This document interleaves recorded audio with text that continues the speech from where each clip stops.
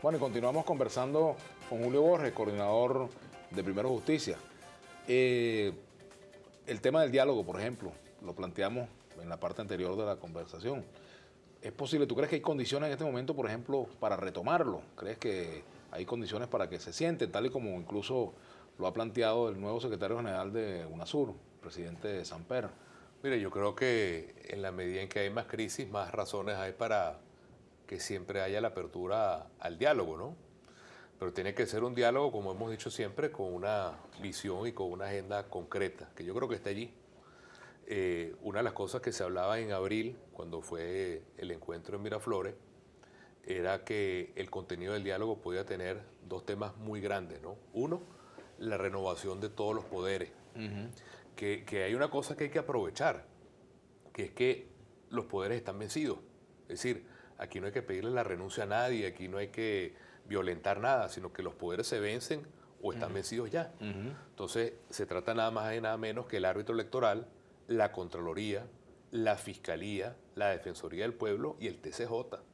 Es decir, eso ya te pone toda una agenda de diálogo nacional para tener unos poderes como los establece la Constitución, ni más ni menos, que es fundamental.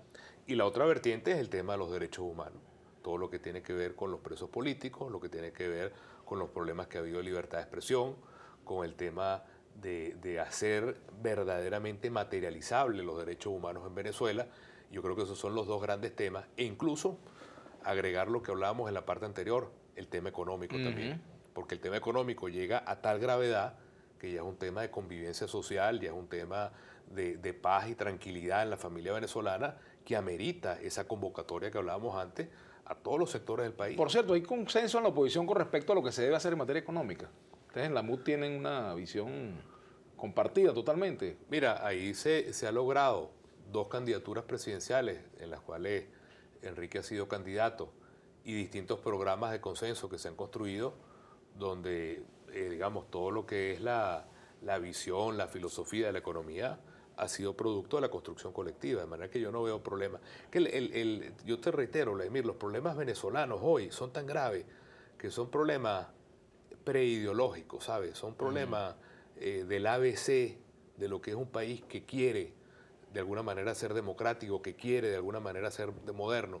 Entonces, meterle el tema ideológico, por eso yo insisto tanto al gobierno que vea el problema económico sin complejo y sin tema ideológico por medio para que pueda haber verdaderas soluciones. Pero también el gobierno interpreta, desde el gobierno se interpreta que ese planteamiento, bueno, no tener complejo es, por ejemplo, liberar los precios, dejar que el mercado actúe sin que el Estado actúe de manera es que nadie está, como factor de regulación para evitar que nadie está planteando irse al otro extremo, de tener todo regulado, amarrado y controlado, a tener todo liberado y todo absolutamente a la fuerza del mercado. Nadie se plantea eso, pero sí cómo logras tú crear la confianza, las condiciones y las reglas de juego para que la gente sienta que esta economía es una economía en la cual cualquier esfuerzo se dispara en productividad, en progreso, en empleo, en riqueza para el país. Entonces, no se trata de irse para los extremos, sino crear más bien las condiciones que puedan generar esa señal de confianza que el país espera. Al final es mucho,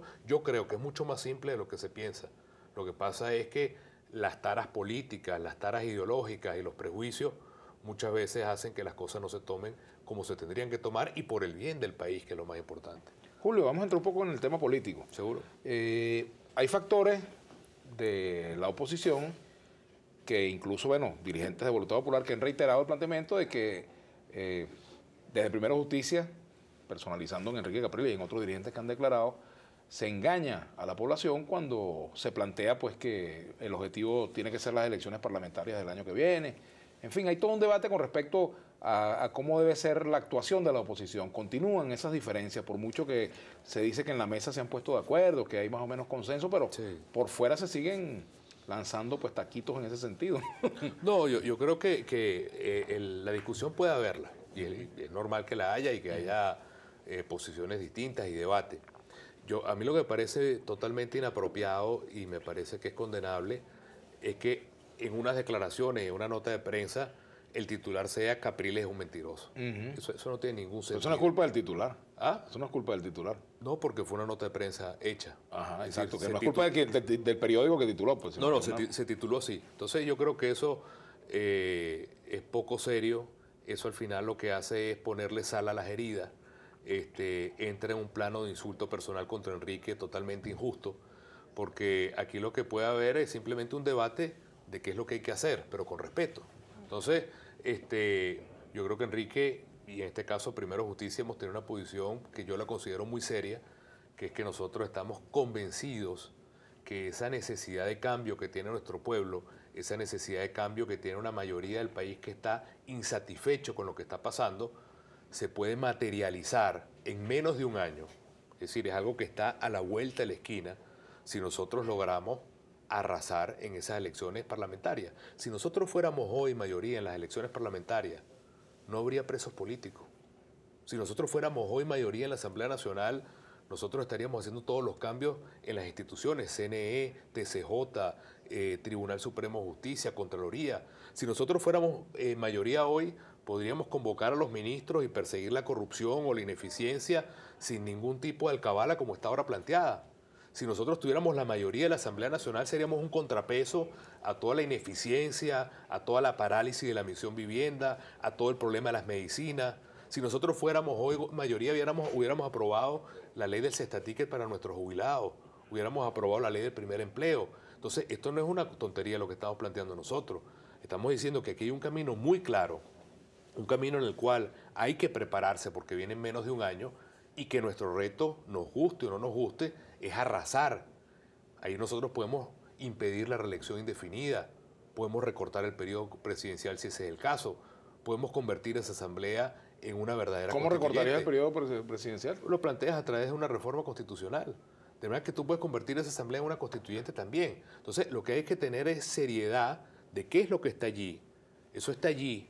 Eso no se puede evadir, no lo puede evadir el gobierno, no lo puede evadir la oposición. Y es que en menos de un año, ya estamos en septiembre, en menos de un año hay que elegir una nueva Asamblea Nacional. Y esta Asamblea Nacional hay que liberarla, porque hoy no hay parlamento en Venezuela.